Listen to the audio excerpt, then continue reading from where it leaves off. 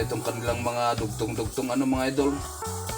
Kahit paano ay unti-unti na natatapos ang ating kulungan ng ating mga bahay ng kanilang mga alaga. Ang problema naman mga ka-stroke, yung isa kong alaga, kung naalala nyo si Kwan, naalala nyo si Kamuti natin, Kamuto. Hindi siya umuwi, nagbulakbol, hindi siya nakauwi, 3 araw nang nawawala. Yan, piturahan natin yung gilid-gilid.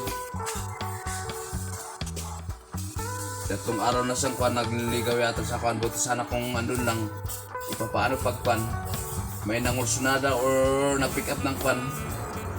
So, parang mapipinturahan yung ilong natin dito Sana umabot tong pintura natin. Ano na mga stroke, balikan ko kayo kung tapos na siya. Patingin ba ako sa camera or not?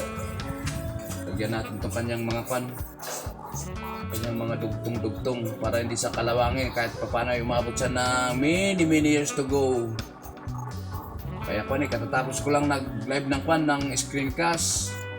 Kaso wala ganyan talaga, dami kong nasabay kaya hindi tayo naka-focus ng maigi. Nakita ko lang yung mga kakilala ko doon na pumasok, ano yun na lang Kwan natin.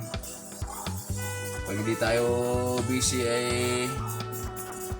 balik pa lang, di ba? Kilala ko naman yung mga pumasok doon Hindi tayo napuntaan ni ni yung mga multo ni Kwan, multo ni Lolo.